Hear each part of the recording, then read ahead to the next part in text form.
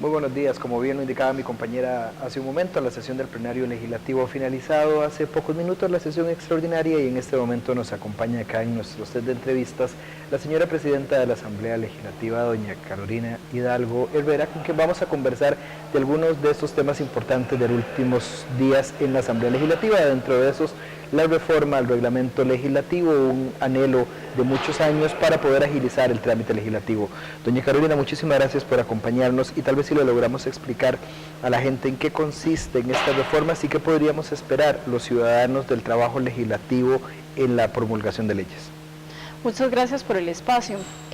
Esta norma tiene dos objetivos en particular. Era agilizar el procedimiento ordinario y brindar la posibilidad de instalar dentro de lo que es el procedimiento de la Asamblea Legislativa, de la reforma al reglamento, un abreviado ya consolidado. De manera tal que cada vez que se requiera tramitar algo con suma urgencia, tengamos ya un proceso formalmente redactado dentro del reglamento y no que cada vez que tengamos que tener una gran discusión se tenga que redactar el mismo. Entonces, cumple el dictamen, por así decirlo, de mayoría de la comisión con esos requerimientos, disminuyendo en gran medida los tiempos del procedimiento ordinario, sobre todo en el uso de la palabra y algunas discusiones dentro de las comisiones. Y también pues consolida el abreviado. En ese caso lo que se hizo fue retomar jurisprudencia de todos los 208 bis aplicados con anterioridad para poder sistematizarlos y consolidar un proceso dentro del reglamento. Entonces, eso queda ya formalmente instalado. Otro elemento adicional dentro de la reforma del reglamento es la transparencia. Creo que se logra con al menos dos elementos vitales. Una es trasladar todo el trabajo de la Asamblea Legislativa hacia la digitalización con un expediente digital aún más fortalecido que el existente, de manera tal que la ciudadanía tenga una posibilidad de seguimiento mayor al actual, y adicionalmente a eso la votación pública de algunas sesiones.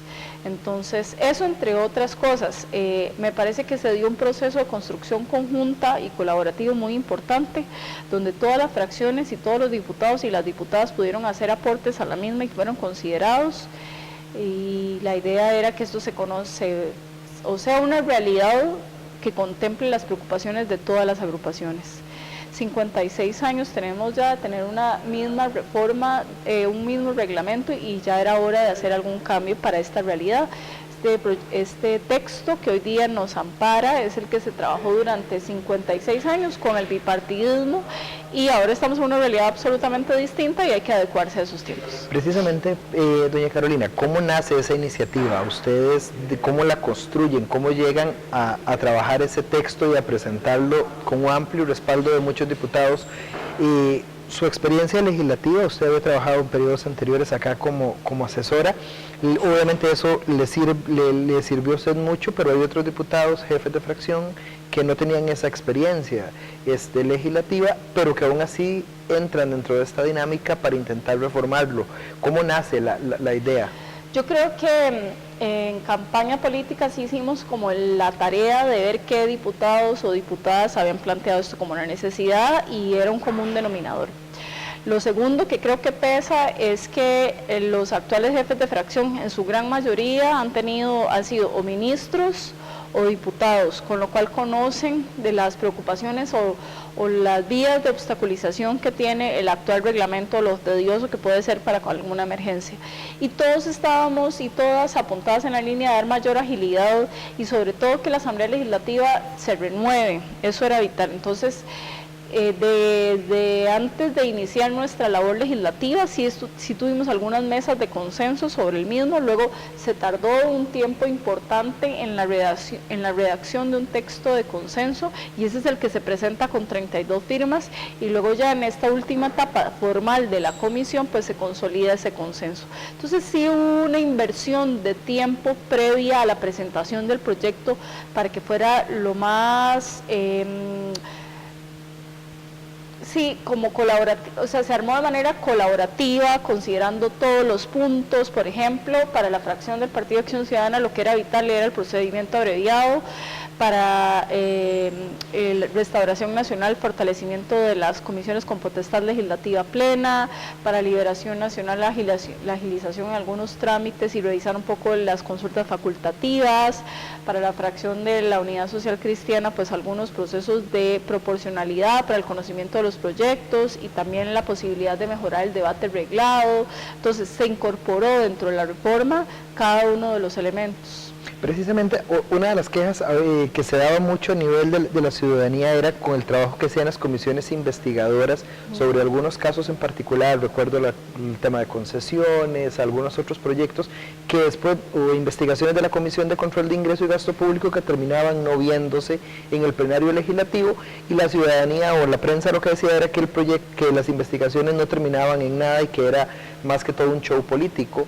En este se logra ya articular un plazo de conocimiento, de votación, para poder hacer más ágil el trabajo que se venía dando. Eso es parte de las discusiones que nos quedaron pendientes para el plenario con las mociones de fondo, porque efectivamente no hemos logrado un consenso. En lo particular, la fracción del Partido Acción Ciudadana cree que sí se deben de votar claramente, o sea, tiene que tener no es que no se puedan votar hoy en día, simplemente que como no hay un plazo establecido, entonces eso entra a la lista de elementos por conocerse dentro del orden del día, y pues como siempre hay la prioridad en los proyectos, pues eso no se conoce. Entonces, la fracción del Partido Acción Ciudadana es partidaria de que sí se deben votar, pero no hemos logrado ese consenso entre todas las fracciones para poder consolidar ese punto. Ese y el otro plazo, el otro tema pendiente para mociones de fondo es la posibilidad de votar los proyectos en comisión previo a que se les venza el plazo de conocimiento de la misma,